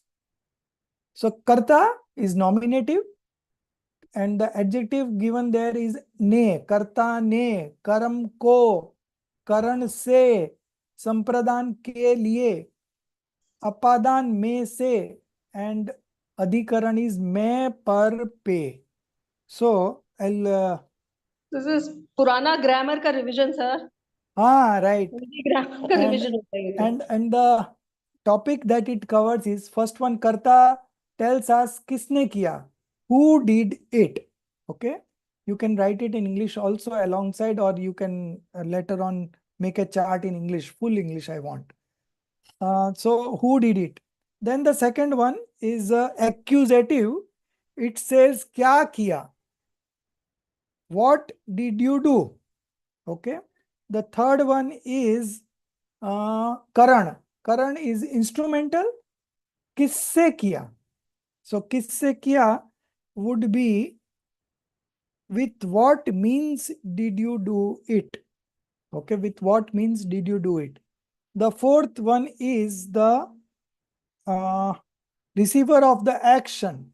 So receiver of the action is sampradhan. किसके लिए, for whom. Okay, in English it is called dative. The fifth one is apadan, producer. He did it from what, उसने किसमें से किया. And the last one is adhikaran, उसने किस पर या किसमें किया. In English it is called what did he do in. What did he do in, or what, on what basis did he do it. Okay, so these are the some of the meanings of each cases. Now we will see the definitions of each cases. That which independently, unaidedly does, performs its own deed. That which independently does its own deed. So who could be a karta? Now we have to identify that this effect has taken place. Now what is the cause? Who did it? So the definition of nominative case, okay, or the karta is that which independently does its own deed. So for any action to take place in my soul, okay, my soul will do it independently. I don't need help of anybody, not any instrumental cause and not any other principal cause. Okay. Now, the second definition, whatever modification is obtained by the subject, the doer, is called its function. So karma is karya. Karya means the function. Okay. So second one is every modification, whatever modification is obtained by the doer. Okay, by the subject means by the doer, is called its function. So what action has taken place is called karya or karma. Karma there doesn't mean that 8 karma. Okay, it is called here as karya. Karma means karya. The third is karan or instrumental cause. Okay, the 1 minute.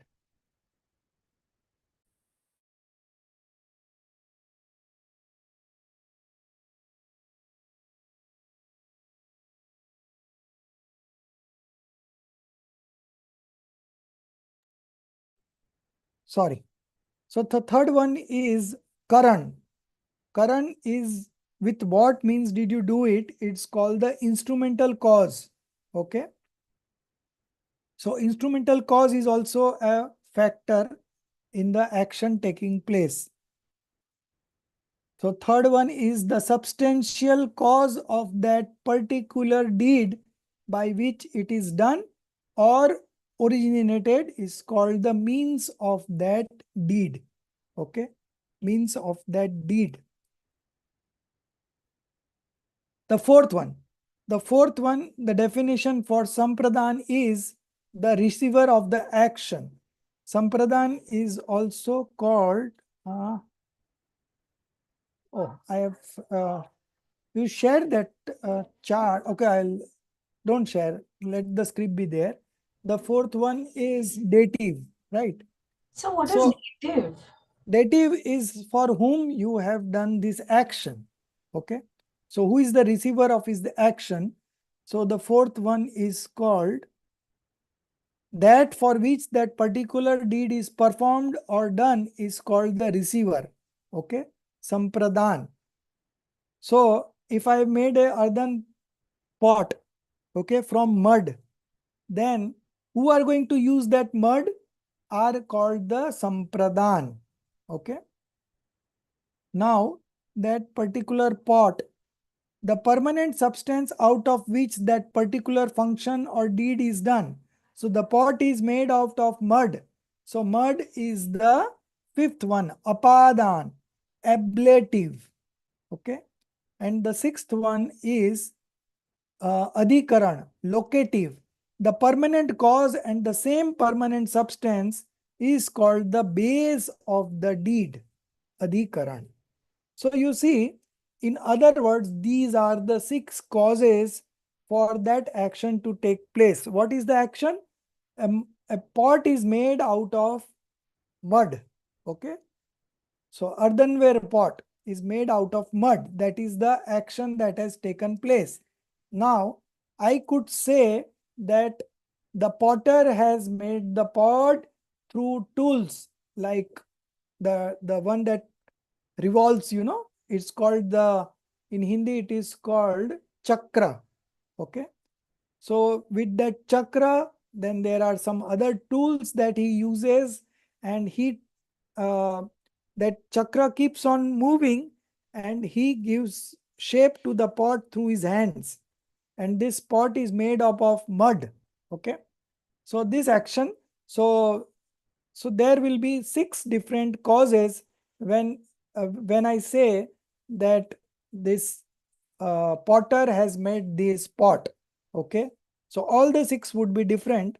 And those 6 cases are called conventional. So there are 2 types of 6 cases. One is conventional and one is real. One is from the real point of view and another one is from the conventional point of view.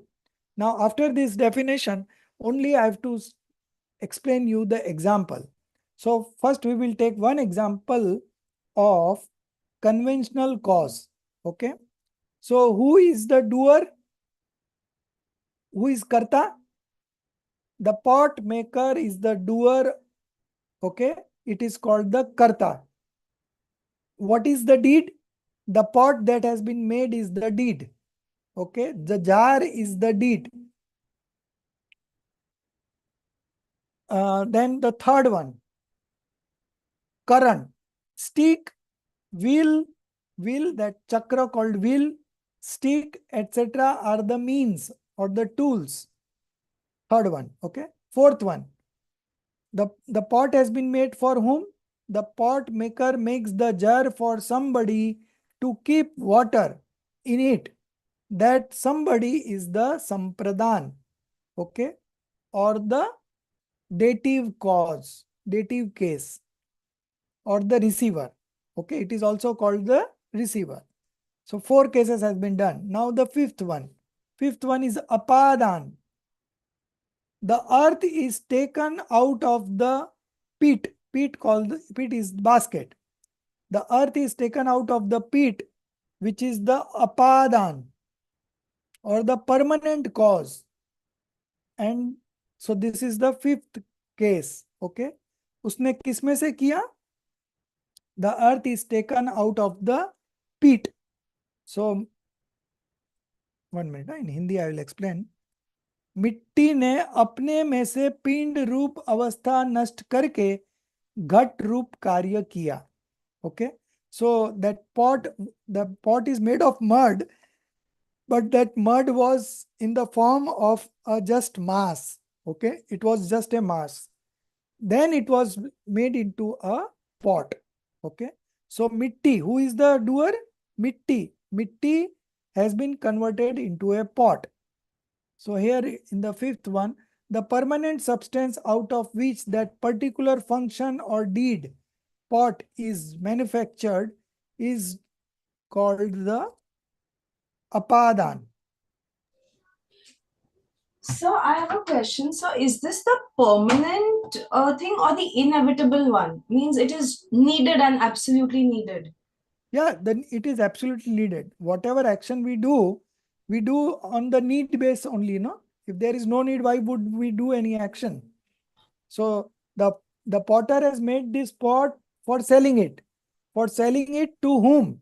So those are sampradhan. And out of what it has made this pot, that is the apadan, producer.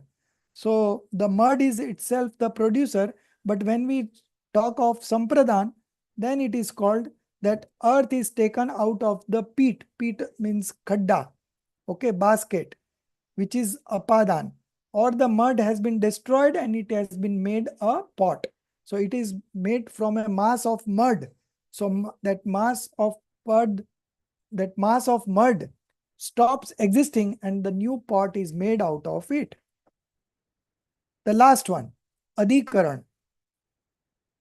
And the pot is made on the base of the earth, which is the base, okay, or adhikaran. So the pot is made on the floor. So that earth is the adhikaran. So here you see all the 6 cases are different substance. So potter is a different substance, then mud is a different substance, pot is a different substance, then the tools that used, the wheel and the other tools that has been used, teak and all, are different substance. Then for whom it is made? For users it is made. So users is again a different substance, and on the basis of the floor it has been made. So the floor is also a different substance. So all the 6 cases are different substances in case of conventional case. Okay. Now we will discuss the real case. Okay. So when we talk of real case, that means from the real point of view, when we discuss the case, then everything will be in one substance. Okay. In conventional, it was all different substance. But in the real point of view, it will be only under one substance. All the actions, all the cases will take place. So now we'll see the same example, making of the pot or the jar out of mud. Okay. So the next paragraph, it is explained, you can see from the textbook, intrinsically. No, yeah, we'll read this paragraph and then we'll come to the real 6 cases. Intrinsically, no substance can be producer or destroyer of any other substance, which I discussed in the beginning only. What is the purpose of explaining this? No substance can be the producer or destroyer of any other substance. That means each substance is independent in itself to perform its task. It is not dependent on any other substances. Why it is not dependent? Can anyone give a good answer? Because each substance is complete in itself. Okay. Each substance is complete in itself. No substance requires any help from any other substance. Each substance is capable of doing its own functions. So that is the independence that we should look at.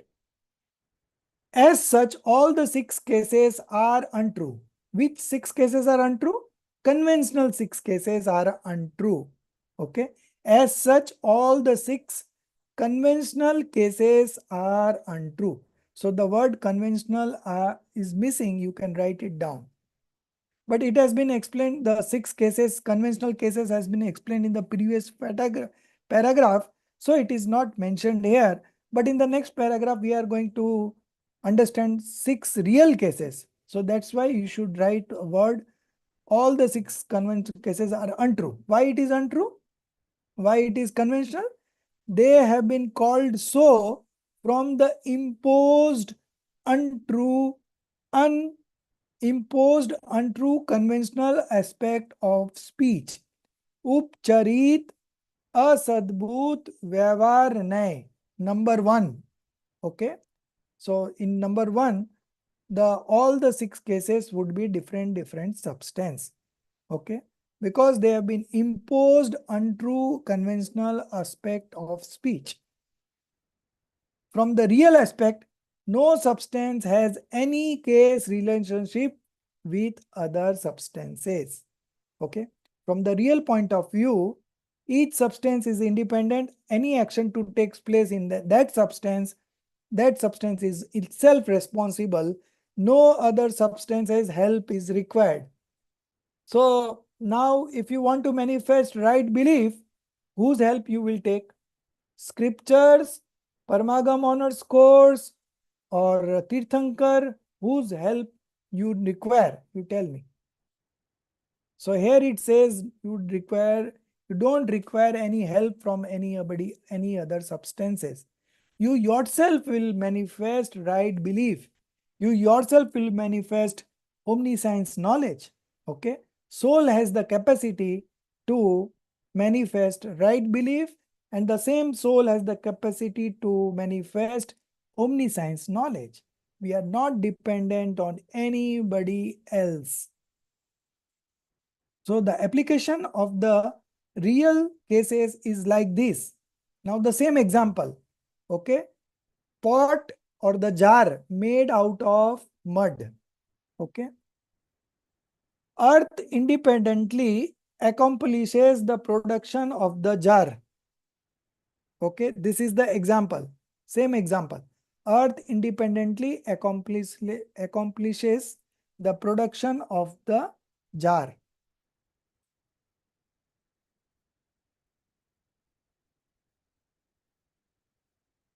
Earth here means mud, mitti. Okay. And jar here means ghada, pot. As such, earth is the producer. Earth is the producer means karta. Number 1.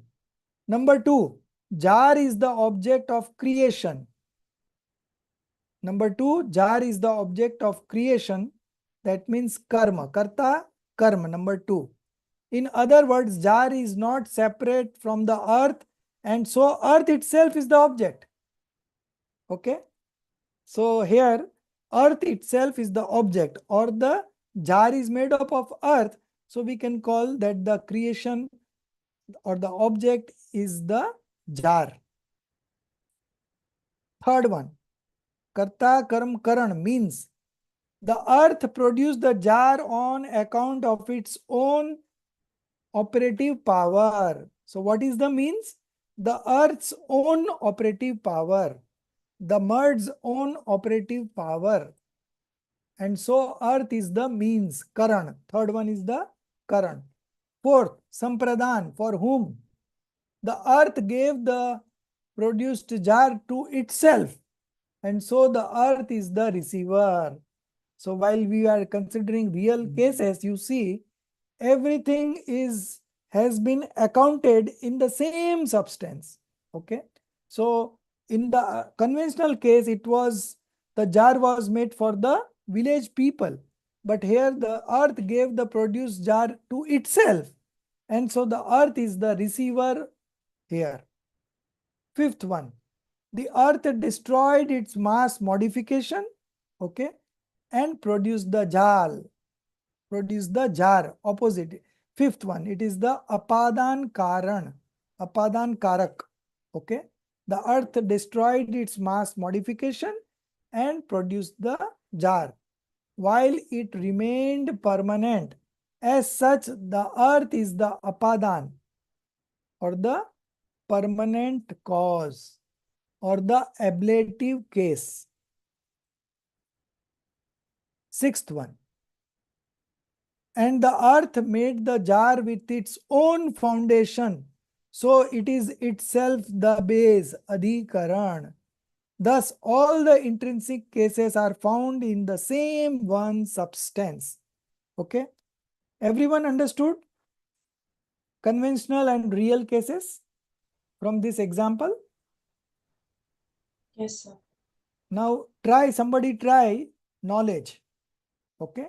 So here,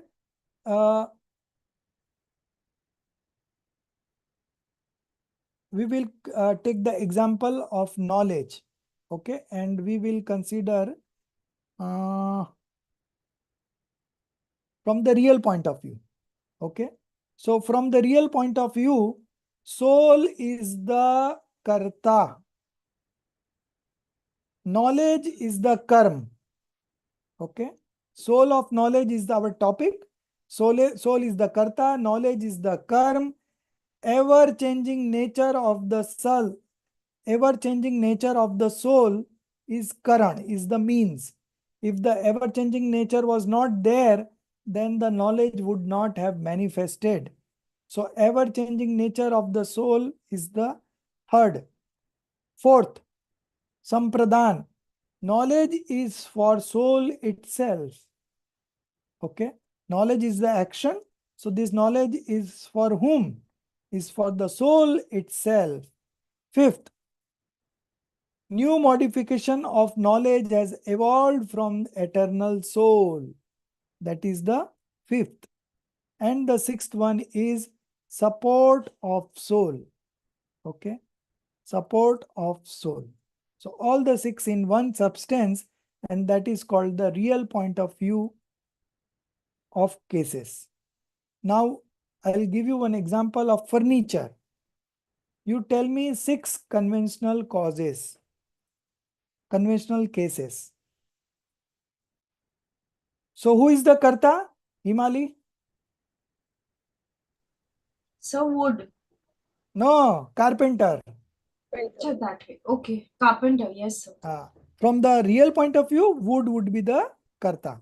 Yes. Okay, so we will do simultaneously both. Okay. Furniture is our example.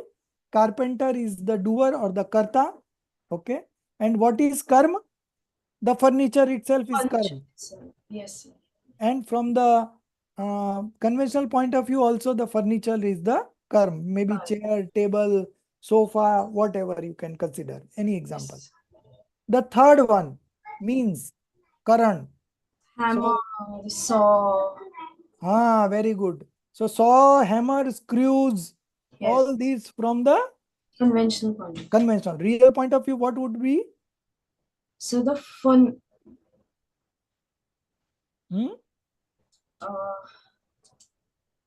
So wood itself.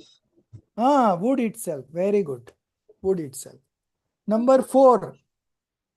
For whom? So the householder or whoever. Yes, for householder, customer. Okay. Furniture has been made for furniture. And from the real point of view?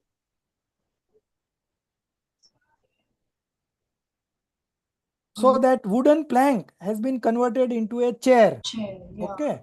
So wooden plank, the mass of wooden plank is lost or it is destroyed, and the new chair has come in that place. Okay.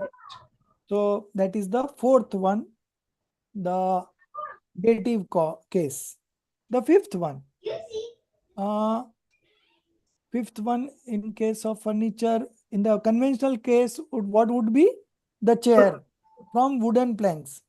Yeah. Chair has been made from wooden planks. And the sixth one will be the conventional. Wooden plank. Wooden plank would be the conventional. And from the real point of view, the wood or the Wood. Yes. Yeah. The sixth one would be conventional case would be the floor. Because on floor, sitting on floor only the carpenter made that furniture. Correct. Right. So Yes. 4 would be the sixth one. And from the real point of view, so wood itself. Wood itself, right. Very good. So we have done 2 examples, knowledge and furniture. Now comes the verse number, Pravachan Sarji, verse number 16. Okay. That is what the example was given here, and that is about omniscience knowledge. So Acharya Kunkun Dev is telling here that omniscience knowledge has been independently, okay, it has been independently created by the soul itself. Okay, so we will consider now all the 6 cases, real 6 cases in this example, how this omniscience knowledge has been manifested. So action is producing origin of omniscient knowledge, origin of complete knowledge. Okay, so in between there is one paragraph that we will see, and then we will come to that example. Just share the share the text. Spiritually, Jia, share the textbook. Spiritually, one substance cannot give any help or support to the other. Spiritually means from the real point of view. Okay. One substance cannot give any help or support to the other, and it operates and produces its modification itself. Okay. So, Jia, can you share the screen? Sir, can you give me Otherwise, I will. access? I can share it, sir. Yeah, you share. Jia, you share. Can you give me most access? I have to make a post again? Yeah. My Okay. net is low, so I got Okay, no problem. Okay, so one substance cannot give any help or support to the other, and it operates and produces its modification itself. So this is the first, doer. Second, to itself. Second, apne ko, swayam hi apne ko. Third, with itself. That is the means. Apne se. Fourth, for whom? For itself. Fourth. Fifth, out of itself. And sixth, in itself. Therefore, the real 6 cases are the supreme truth. Got it? All the 6 numbers produces its modification itself. So, one substance cannot give any help or support to the other, and it operates and produces its modification itself. That is number 1. To itself, number 2. With itself, number 3. For itself, number 4. Out of itself, 5. And in itself, 6. So these are the real 6 cases. Now coming to that example of omniscience knowledge. As shown above, the substance itself is full of its wealth of eternal vitality. Okay. As shown, the substance itself, each and every substance, not only soul we are talking about, but here the example is given of soul, but in general, each substance itself, it's full of its wealth of eternal vitality. प्रत्येक द्रव्य अपनी अनंत शक्ति रूप संपदा से परिपूर्ण है. Okay, full means paripurn, full of its wealth of eternal vitality. Eternal means no birth, no death. It is always there. Eternal vitality. Vitality is Shakti, attributes, quality, and as such is capable of doing its own work, transforming itself into the 6 cases. No outside agency can offer any help to it. Okay. Now one quick question. Whether these 6 cases are applicable to substance or to attributes or to modification. These 6 cases could be applied to substance, attributes, or modification. Where you would apply these 6 cases? Tell me. Sir, all 3.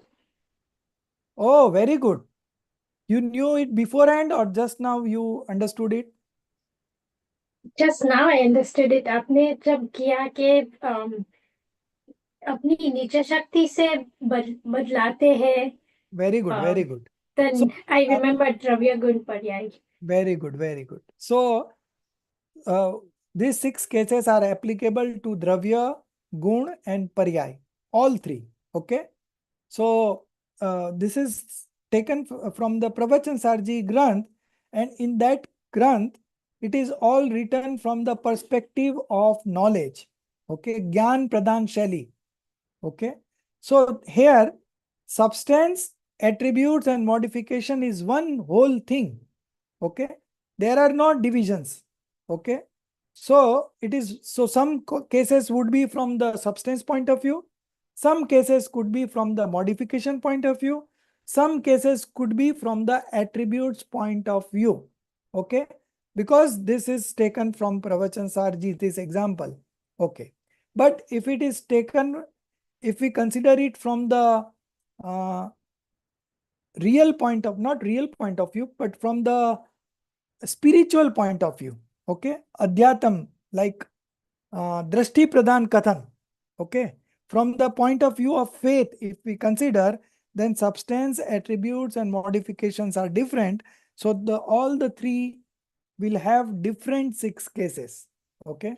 So modification will have 6 cases, inbuilt 6 cases in it. So every modification is of one moment only. Okay. And in that one moment, in that one modification, all the 6 cases are present. So the action taking place in the modification is being done independently by the inbuilt 6 cases. It does not require help of substance or attributes. Not own substance and own attributes. It does not require. So each substance is independent, each attributes is independent, and each modification is also independent. Okay. So the modification is not dependent on its own substance or attributes. Each modification is independent. Okay.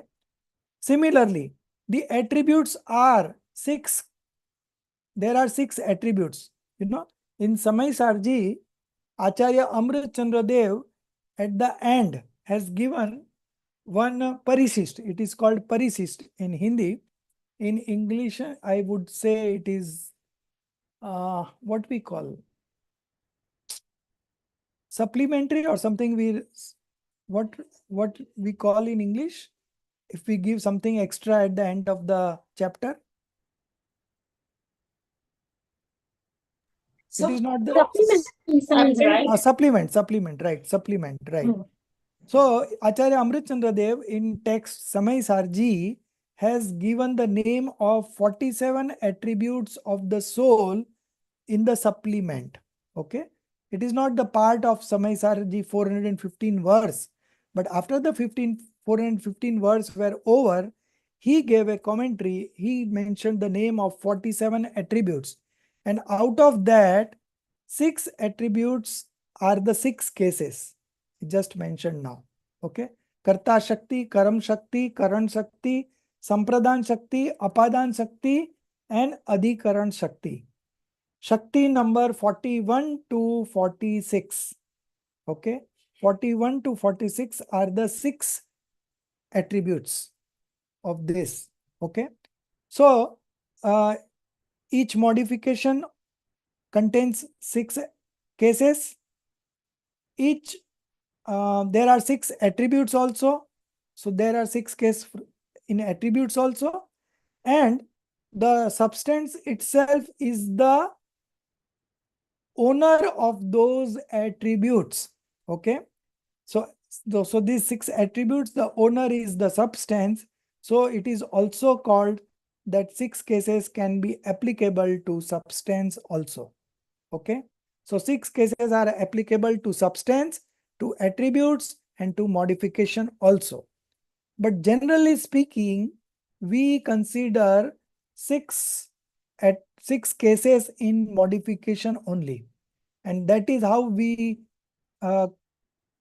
prove that each modification is independent So right belief will come in particular modification.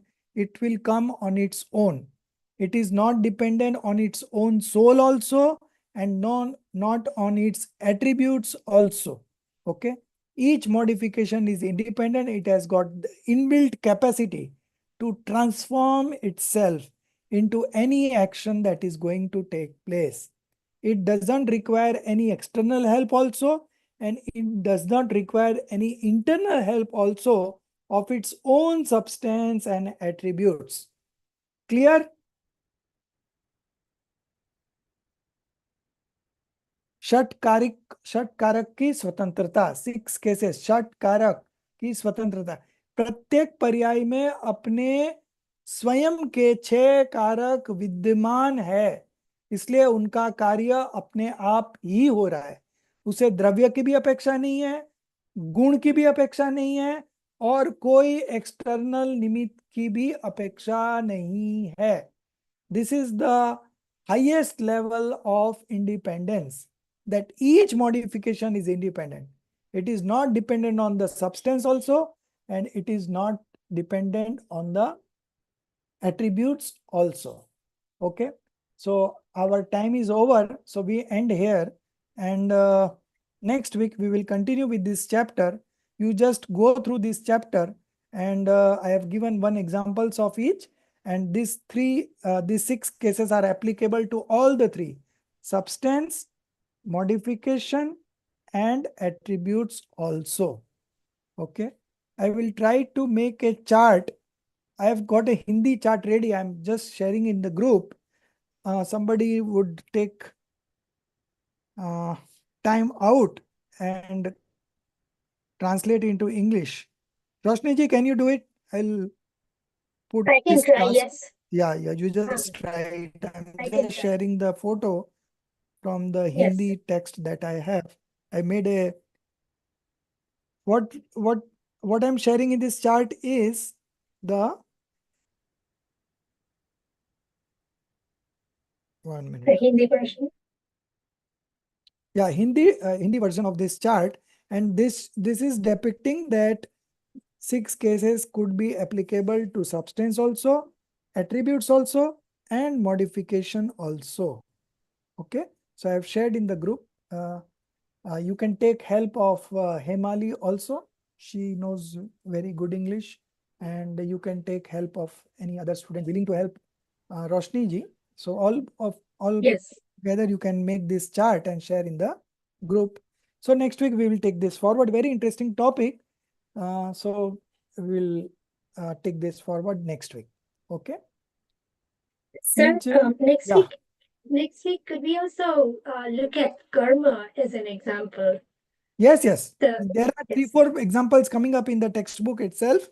And apart from that, you tell me any topic, any thing, we can put the conventional perspective also, and from the real point of view also, we can consider the 6 cases. Okay, any object Yes. of your choice.